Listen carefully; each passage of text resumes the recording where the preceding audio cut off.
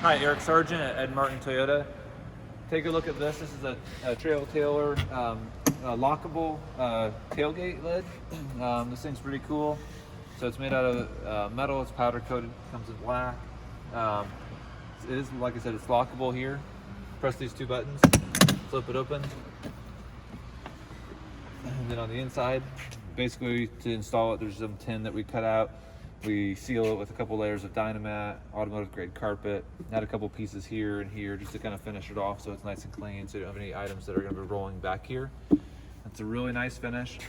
As far as usable space goes, on the deepest point, and as you can see, it kind of contours a little bit down. So the height, we're looking about 4 inches right here on the side, on both sides, symmetrical. And then right here in the center at its lowest point, just a little bit under 3 inches. So it's a lot of usable room.